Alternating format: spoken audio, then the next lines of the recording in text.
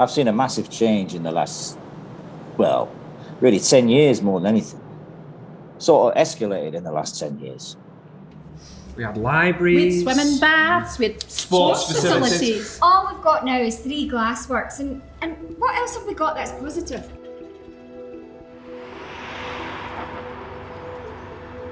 When we came up and down to Scotland, that was the first we'd know that we were nearly home. When we'd see the power, the kids would be watching, oh, there's the power, we're nearly home, eh?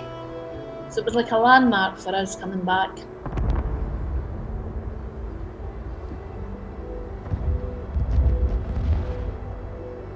I had a bit of a tear in my eye when that first lot came down, to be fair.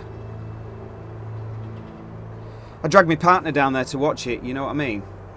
I just said, I spent 30 odd years trying to keep that place going, and it's gone in a second. There was a big fire that happened there, and shortly afterwards they announced that it was going to shut down after 50 years of generation. And then shortly after that it was announced that they were going to actually demolish the cooling towers, or at least some of them. And I thought it would be really interesting to mark that event with a piece of theatre. So the original idea for the project was that I would interview members of the community of Ferrybridge and Nottingley. And from the interviews I would develop a script which was, to a large extent, if not entirely, in their own words. I think the town thinks of itself somehow as being forgotten.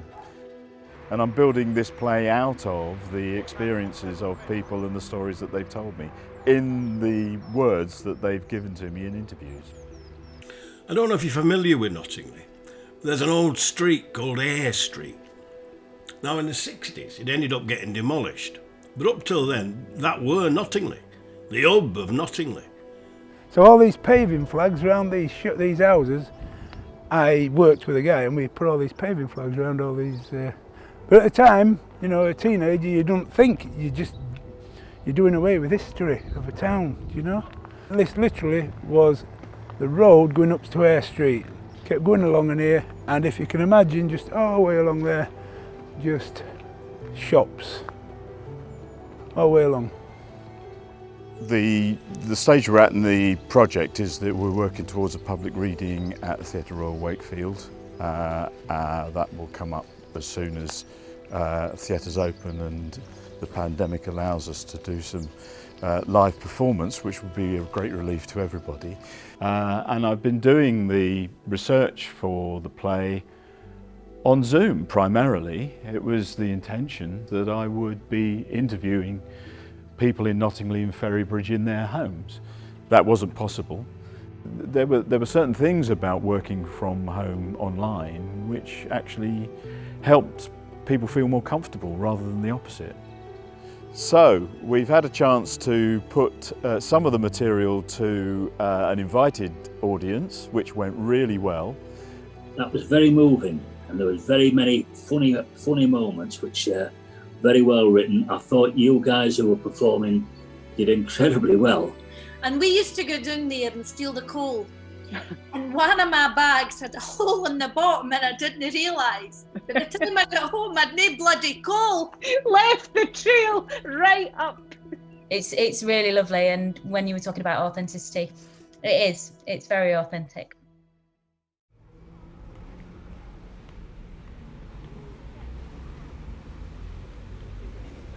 But yeah, it will be underscored by like 3 beats, like. So there will be loads of this. Well, not loads, but a minute. Because, well, it was another piece of your industry that was going. When we came up in Downfrey, Scotland, that was the first we'd know. So it's fantastic to be here in a theatre at last. We're now in late June. This is the first time I've been able to set foot in the theatre where hopefully we'll be doing the play. So it's really great to be here in this building at last with the prospect of bringing a cast together in this fantastic space. With maybe, and we can set this up with Raj's camera and figure out what's in. This is an R&D, which means research and development. And in a research and development, it's about exploring what the play could be, what's at the heart of it, what's important about it. We've got 2 days everyone reads it, we talk about it, we kind of explore it, and it's kind of the start of something. It's like a seed for the final project, which hopefully this play will then go on to be made. Paul's doing like a little accent, so under there, and it's gone in seconds. I think for you to just give a little pause. Oh yeah, before. Yeah, before you know what I mean, which you're already doing, but just so you know you're naturally doing it.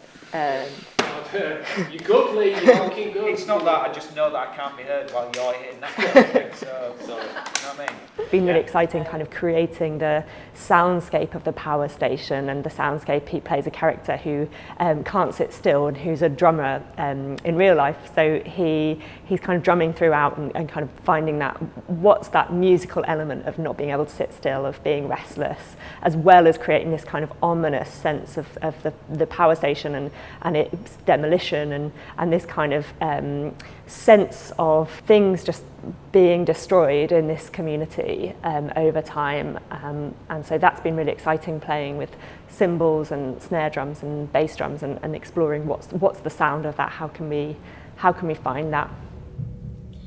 I was glad, because I always said a lot of the kids in this area, even the young ones now, a lot of them have been born with asthmatic problems. There's one further aspect, which was to discover on one particular council estate particularly, there was a large Scottish community. I came across two wonderful women, one in their late 70s and one in their early 80s, who've become real pillars of the Nottingley community and were able to reflect a story of moving away from their home to a strange part of the world and encountering all the kind of migrant experience that you're more familiar of hearing from people of South Asian origin or Caribbean origin, but in terms of internal migration within the UK. I was 23 when I moved down here. Now I'm 83. We're pals in Scotland. They come from the same little village up in Scotland. I'll drink to that. They were just a total barrel of laughs, and that just totally, the two actors playing them just were so excited by that, but also a bit intimidated because they were going to have to create them or find a way of honouring what they've said and being these kind of amazing like pillars of the community, but also like just absolutely wild. We'll have to get home before the men come in, so we did. And we walked on. My granddad lost an earring. She'd borrowed my earrings and she'd lost one, and I said, I want my earrings, Maura. You better get back to where we were sitting and find it. And she did. And do you know where we were sitting? On a tombstone at the back of the church. We didn't know it was a tombstone. You know, I think these kinds of projects are really important in order to convey something of the kind of detailed reality.